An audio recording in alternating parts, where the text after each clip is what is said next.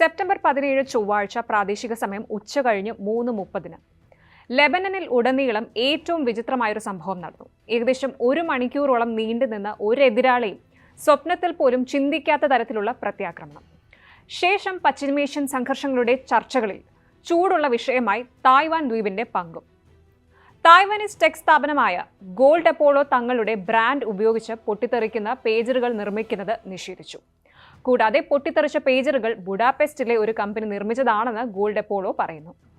ലെബനനിലെ Hezbollah ഗ്രൂപ്പിലെ അംഗങ്ങളെ കൊല്ലാൻ ഉപയോഗിച്ച ആയിരക്കണക്കിന് സ്ഫോടനാത്മക പേജറുകൾ ഒരു തായ്വാനീസ് സ്ഥാപനത്തിന്റെ ബ്രാൻഡിംഗ് ഉപയോഗിച്ചാണ് നിർമ്മിച്ചതെന്ന വെളിപ്പെടുത്തലിന് ശേഷം തായ്വാനിലെ നിർണായക സാങ്കേതിക വ്യവസായം അറിയാതെ മിഡിൽ ഈസ്റ്റ് രാഷ്ട്രീയത്തിലേക്ക് ആകർഷിക്കപ്പെട്ടു എന്ന് പറയാം. ലെബനനിൽ കൂട്ടത്തോടെ പൊട്ടിത്തെറിച്ച AR-924 മോഡൽ പേജറുകൾ തങ്ങൾ നിർമ്മിച്ചിട്ടില്ലെന്നും ലൈസൻസിംഗ് ഇടപാടിലൂടെ BAC എന്ന യൂറോപ്യൻ കമ്പനിയാണ് അവ നിർമ്മിച്ചതെന്നും Taiwanese tech company Gold Apollo പ്രതികരിച്ചു. കരാർ അനുസരിച്ച് നിർദ്ദിഷ്ട പ്രദേശങ്ങളിലെ ഉൽപ്പന്ന വിൽപ്പനയ്ക്കായി ബ്രാൻഡിംഗ് ഉപയോഗിക്കുന്നതിന് BACയെ അധികാരപ്പെടുത്തുന്നു. എന്നാൽ ഉൽപ്പന്നങ്ങളുടെ രൂപകൽപ്പനയും നിർമ്മാണവും പൂർണ്ണമായും BAC കൈകാര്യം ചെയ്യുന്നുവെന്നും ഗോൾഡ് അപ്പോളോ പ്രസ്താവനയിൽ പറയുന്നു. തങ്ങൾ ബ്രാൻഡ് വ്യാപാര മുദ്രയുടെ അംഗീകാരം മാത്രമേ നൽകുന്നുള്ളൂ എന്നും ഈ ഉൽപ്പന്നത്തിന്റെ ഡിസൈൻ നിർമ്മാണത്തിൽ യാതൊരു പങ്കാളിത്തവും ഇല്ല എന്നും കമ്പനി കൂട്ടിച്ചേർത്തു. ലെബനനിലേക്ക് ഉപകരണങ്ങൾ നേരിട്ട് കയറ്റുമതി ചെയ്തതിന്റെ രേഖകൾ തങ്ങളുടെ പക്കലില്ല എന്നും നിർമ്മാണത്തിന് ശേഷം പേജറുകൾ പരിഷ്കരിച്ചിരിക്കാമെന്നും തായ്വാനിലെ സാമ്പത്തിക കാര്യ മന്ത്രാലയവും പറഞ്ഞു. അതേസമയം തായ്വാനിലെ വിദേശകാര്യ മന്ത്രാലയം പ്രതികരിച്ചിട്ടില്ല. സ്ഫോടനത്തിന് മുമ്പ് ഇസ്രായേൽ അധികാരികൾ ചെറിയ അളവിൽ സ്ഫോടക വസ്തുക്കൾ പേജറിൽ സ്ഥാപിച്ചിരിക്കുന്നതായി പേര് വെളിപ്പെടുത്താത്ത ഉദ്യോഗസ്ഥരെ ഉദ്ധരിച്ച് ന്യൂയോർക്ക് ടൈംസും റോയിറ്റേഴ്സ് വാർത്താ ഏജൻസിയും റിപ്പോർട്ട് ചെയ്തിരുന്നു. യാതൊന്നിനും ഇസ്രായേലും പ്രതികരിച്ചിട്ടില്ല.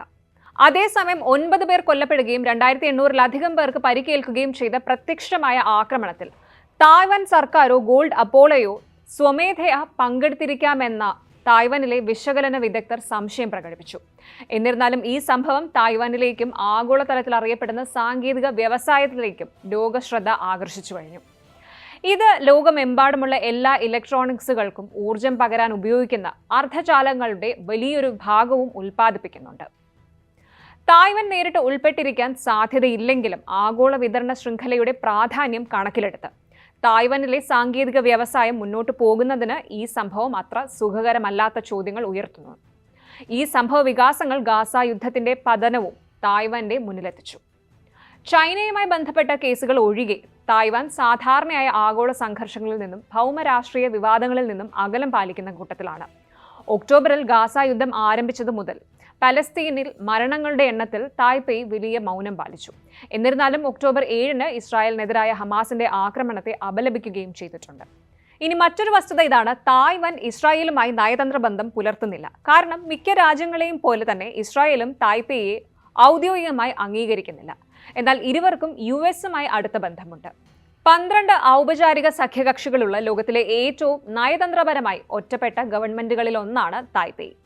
എന്നാൽ അതിന്റെ ശക്തമായ സാങ്കേതിക വ്യവസായം കാരണം ആഗോള സ്വാധീനത്തിൽ മുകളിലാണ്. ലോകത്തിലെ ഏറ്റവും നൂതനമായ അർദ്ധചാലക ചിപ്പുകളുടെ 90% നിർമ്മിക്കുന്ന TSMCയുടെ ആസ്ഥാനമാണ് തായ്വാൻ. തായ്വാന്റെ കയറ്റുമതി ആധിപത്യ സമ്പദ് വ്യവസ്ഥയുടെ നട്ടെല്ല് എന്ന് വേണമെങ്കിലും പറയാവുന്ന വ്യവസായം. മൊത്തം GDPയുടെ 70% വരുന്ന തായ്വാനിലെ കയറ്റുമതിയുടെ 2/3 ഭാഗവും മെഷീനറി, ഇലക്ട്രോണിക്സ് എന്നിങ്ങനെ തരംതിരിച്ചിരിക്കുന്നു. നൂതന iPhone ചിപ്പുകൾ മുതൽ കാർ എഞ്ചിനുകളിൽ ഉപയോഗിക്കുന്ന സ്ക്രൂകൾ പോലുള്ള ചെറിയ ഘടകങ്ങൾ വരെ ഇതിൽ ഉൾപ്പെടുന്നുണ്ട്. അത്യാധുനിക സാങ്കേതിക വിദ്യയ്ക്ക് പുറമെ തായ്വാനിലെ ഫാക്ടറികൾ സ്മാർട്ട് ഫോണുകളേക്കാൾ നൂതനമായ ചിപ്പുകൾ പ്രവർത്തിപ്പിക്കുന്ന പേജറുകൾ പോലുള്ള കൂടുതൽ പുരാതന സാങ്കേതിക വിദ്യയും നിർമ്മിക്കുന്നുണ്ട്. 1995 സ്ഥാപിതമായ ഗോൾഡ് അപ്പോളോ പോലുള്ള ചെറുകിട ഇടത്തരം സംരംഭങ്ങളാണ് തായ്വാനിലെ സമ്പദ് വ്യവസ്ഥയിൽ ആധിപത്യം പുലർത്തുന്നത്. ഇത് റെസ്റ്റോറന്റുകളും ഹോട്ടലുകളും ഉപയോഗിക്കുന്ന പേജറുകളിലും ചെറിയ വയർലെസ് കമ്മ്യൂണിക്കേഷൻ ഉപകരണങ്ങളിലും പ്രത്യേകത പുലർത്തുന്നുണ്ട്. ഇനി തായ്വാനീസ് ടെക് കമ്പനികൾ അവരുടെ വിതരണ ശൃംഖലകളിൽ കൂടുതൽ ശ്രദ്ധ ചെലുത്തേണ്ടതിന്റെ ആവശ്യകത കൂടി ലെബനനിലെ ഈ സംഭവം എടുത്തു കാണിക്കുന്നു. കൂടാതെ ഇപ്പോഴത്തെ സാഹചര്യത്തിൽ ആവശ്യമാണെങ്കിൽ ബലപ്രയോഗത്തിലൂടെ വീണ്ടും തായ്വാനെ ഒന്നിപ്പിക്കുമെന്ന ചൈനയുടെ ഭീഷണികൾ ദ്വീപിന്റെ സുരക്ഷയെക്കുറിച്ചുള്ള ആശങ്കകളും ഉയർത്തുകയാണ്. മേജർ പൊട്ടിത്തെറി എങ്ങനെയെന്നത് സംബന്ധിച്ച് പലതരം അഭ്യൂഹങ്ങൾ അന്തരീക്ഷത്തിലുണ്ട്. ഇലക്ട്രോണിക് ടെക് നിർമ്മാതാക്കളിൽ മുൻനിരയിലുള്ള തായ്വാന് ഈ വിമർശനങ്ങളെ പ്രതിരോധിക്കുക അത്ര എളുപ്പമാവില്ല ഇനി.